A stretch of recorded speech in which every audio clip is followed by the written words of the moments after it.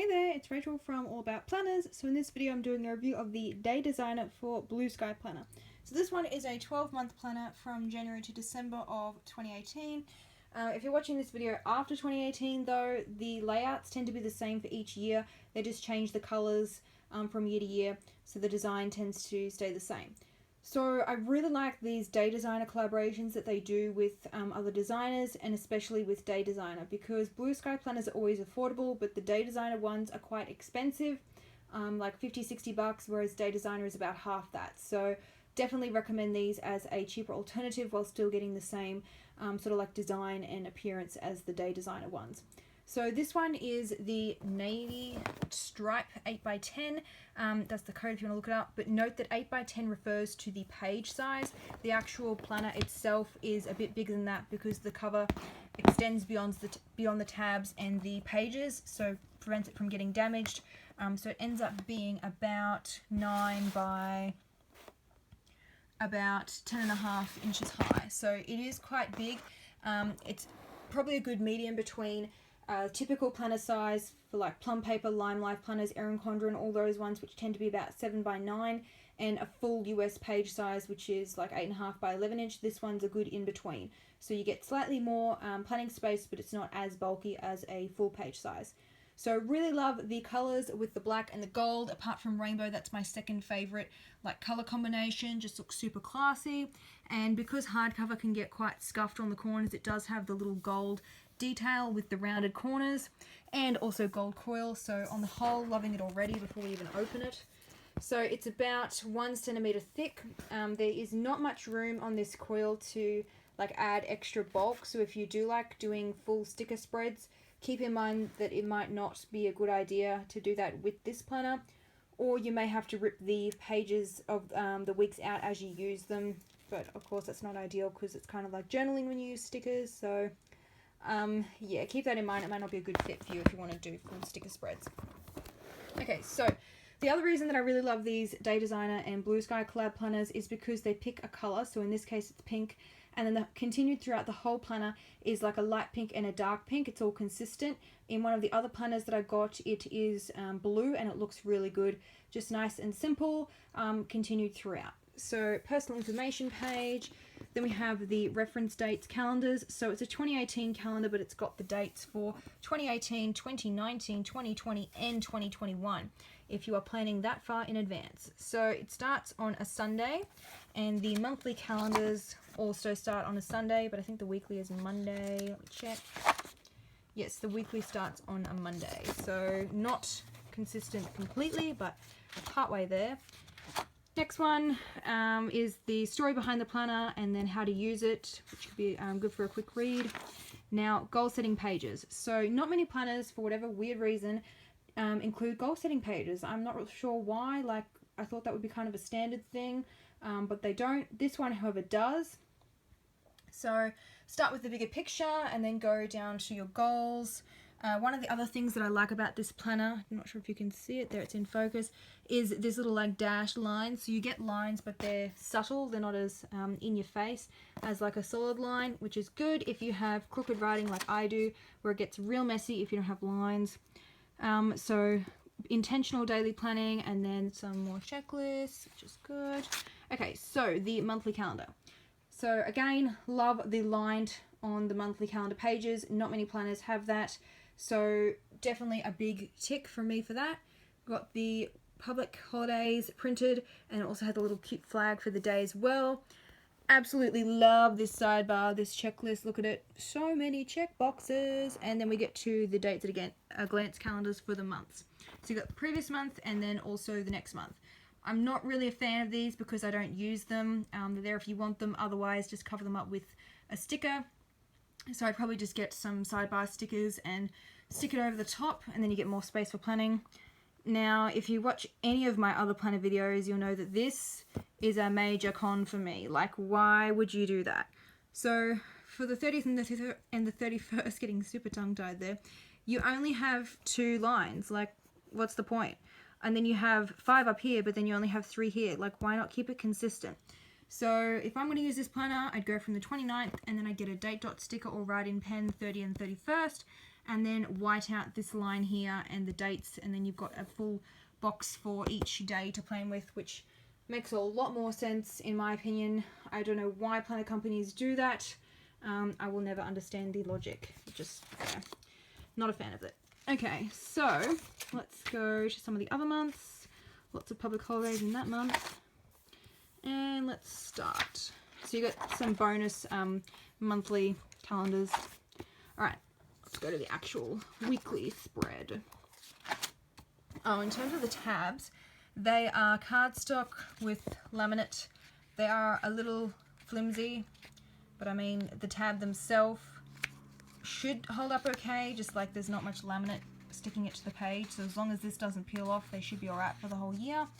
And it's printed on the front and the back, so no matter which way you're like going, if you're going from the front here or looking at it this way, you'll see the month, which is good because some planner companies go cheap and they don't print it on both sides of the tab.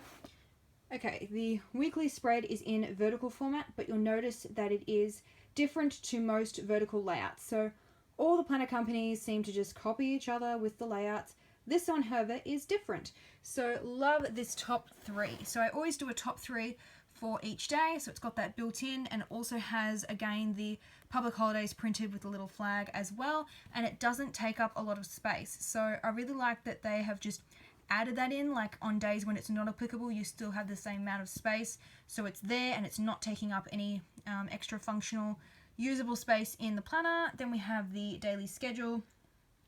It goes from 6 a.m. to 7 p.m. so if you're a night owl like I am, there is no way I would be up at 6 o'clock, so I would probably have to get some whiteout, or you can get like this washi tape which has scheduling hours on it. I'll see if I can find it and include a link below, and you can stick that over the top to convert the hours, or just ignore it and just like use it as a lined writing space. It's a light grey printing, not black, so you could do that and get away with it. But yeah, it's more time consuming to have to customize it every single week. But if you do want a planner that goes from 6 till 7, this one would probably be a good fit. Then we go to the tonight section. So I would probably change this into a meal planning space, or that day's blog post to be published, or use it for something else other than just tonight, because I mean 7 p.m. is kind of already at nighttime. But on the whole, it's got a layout that you could easily adapt and use in different ways than what they've suggested with on the printing on the page. Then we also have little like phrases here. Now that takes up a fair bit of space. Some of the other quotes are a bit bulkier, as you can see, but the box on the whole does detract a bit of planning space, but it does keep it nice and neat. So yeah, the to-do checklist, oh my god, love checkboxes. Like, oh, just so functional. I always draw a checkbox or use a stamp, so love when they have it pre-done for you. And we come to the other right side of the page of the spread. Now, Saturday and Sunday share the same amount of space as the other days of the week because they put in this second sidebar. So I personally would prefer if it continued like Saturday and Sunday having the same style as the other days of the week. But instead of that, you do get, which is a good idea, the second sidebar here. So you get a gratitude section. Again, you could just get a header sticker and cover that up. And the notes, you could again get some stickers and just cover this. Weekly like sidebar stickers, and the next week section. That next week section is quite big. I'm not sure why planner companies include that. I mean, if it's next week, I'm just going to flick to next week's spread and put it in there, you know what I mean? Like, I'm not going to write it in here and then rewrite it again. It just doesn't make too much sense to me. Aesthetically, probably make more sense as well if it just continued the line, you know, to there, but I think I'm getting a bit petty now, so let's just keep moving along before I get too critical. But the design of it and the simplicity and the colors, like ticking all the boxes in that aspect. And if I go to the back, another thing to note, there's no monthly planning pages. It just goes straight from the monthly calendar to the weekly spread. So go to the back, I'll get there eventually. I did a pen test, so let's have a look, see.